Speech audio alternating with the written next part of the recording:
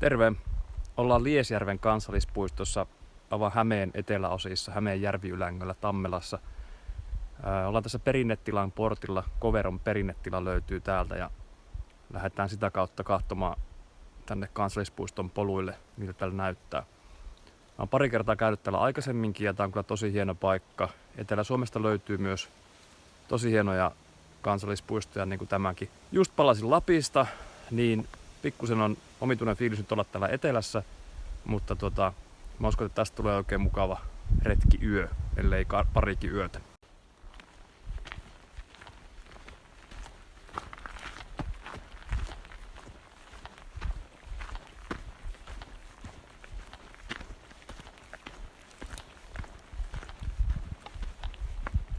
No Korteniemen perinnetilahan se onkin, eikä Koveron perinnetila. Sanoin väärin, koska se oli jäänyt mieleen. Koveron perinnetila taitaa löytyä tuolta Seitsemisen kansallispuistosta.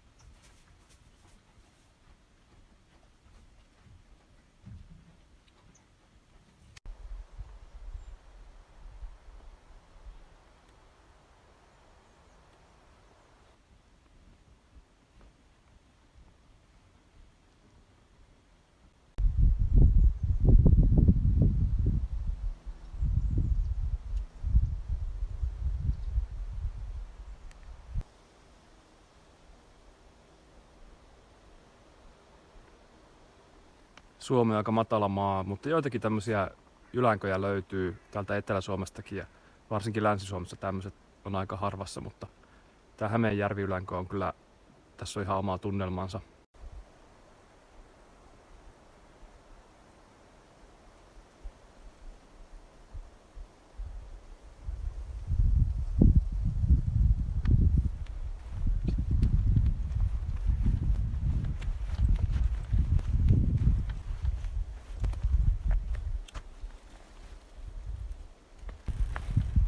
En tiedä, tää kesän tuoksu on kyllä mahtava.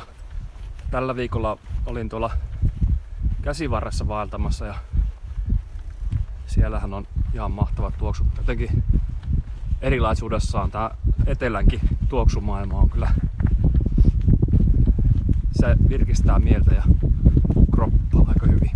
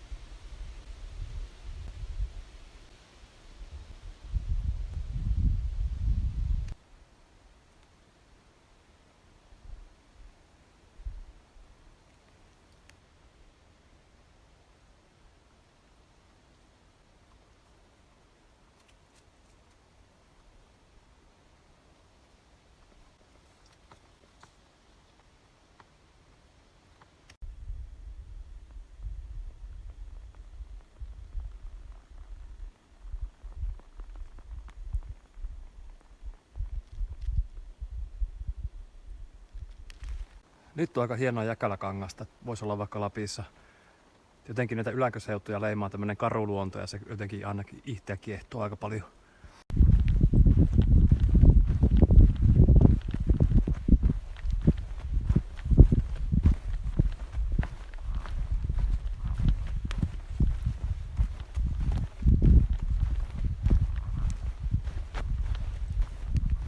Sitten on tämmöistä sammalmattoa, että tuohon olisi kyllä mukava heittää pötkölle, ei paljon tarvitsisi makualustoja eikä telttoja eikä riippareita eikä mitään.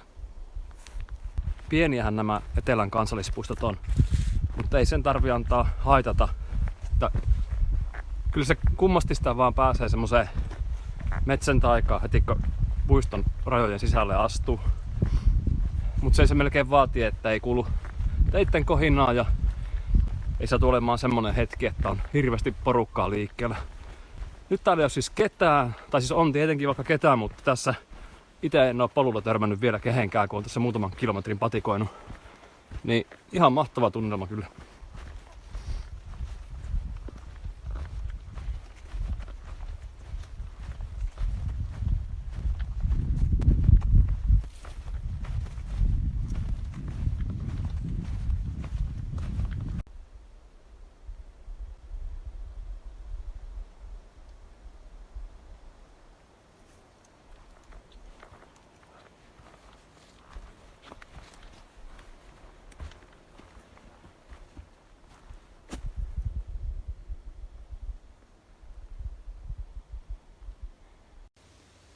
No niin, tästä olisi vielä reilu puolitoista kilsaa tonne yöpaikalle ja talsitaan sinne ja katsotaan kuinka hyvä telttailumeesta saa sieltä pystyyn. No nyt tuli välillä oikein tämmöistä moottoritiebaanaa, että aika tasaista ja leviä. En tiedä kyllä missä kaikki itikat on, että onko ne täältä Etelä-Suomesta jo häipynyt, että nyt on heinäkuun viimeisen viikonlopun perjantai. Se voi olla, että ne on täältä jo häippässyt. Että muutaman päivän sitten tuolla Käsivarren Lapissa, niin voin kertoa, että niitä kyllä oli siellä.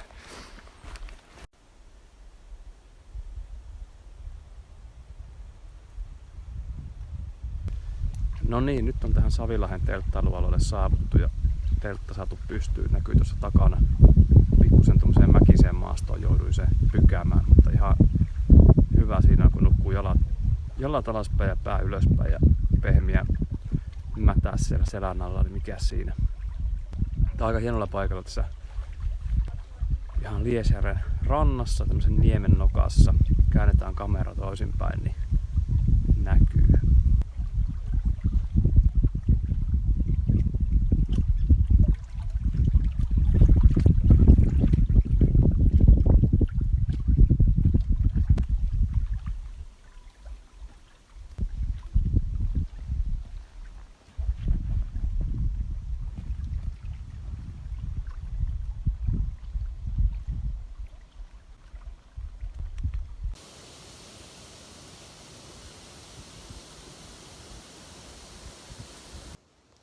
Huomenta.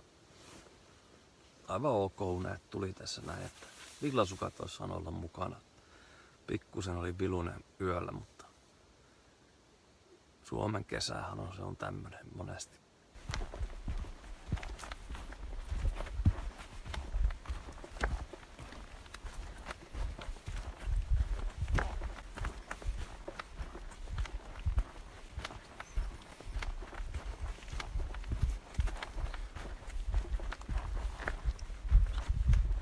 No niin, lähdin jatkaa matkaa ja aamupalaksi keittelin tuossa puuroa marjoilla ja tietenkin monta kuksallista kunnon pannukahvia.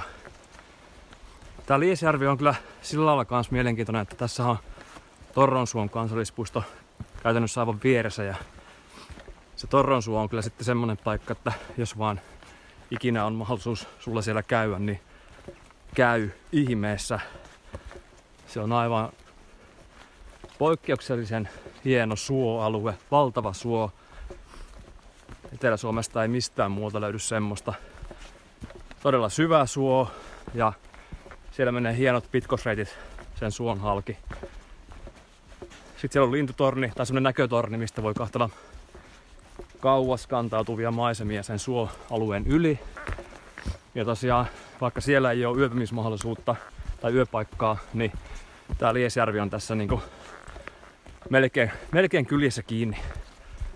Että tänne pääsee sitten yöksi, jos haluaa vaikka ensin käydä siellä Torronsuolla ja sitten tulla tänne Liesjärvelle yöpymään. Itse olen tehnyt pari kertaa sillä tavalla ja se on kyllä toimiva yhdistelmä. Tällä kertaa tuli vaan tänne Liesjärvelle, mutta täytyy palata Torronsuollekin. Tai no enpä tiedä, vaikka käviskin tässä vielä Torronsuollakin. Bensakin on niin halpaa ja näin poispäin.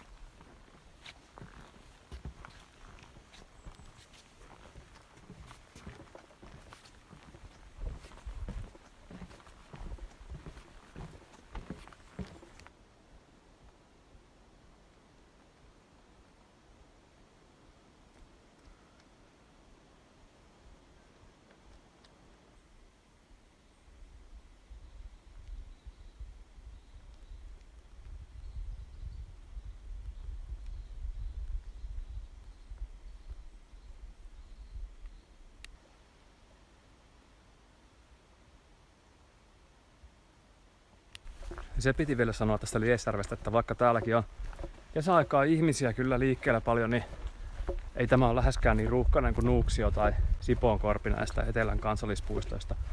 Tämä on muutenkin sopivasti tässä justiin Uudenmaan ulkopuolella. Aika lailla Tampereen ja Helsingin ja Turun muodostuman kolmion keskipisteessä. Niin kyllä täällä on vaan mukavampi käppäillä, kun vaikka luonnoltaan Nuuksiokin on ihan mahtava paikka, niin jotenkin se väkimäärä ei houkuttele hirveästi.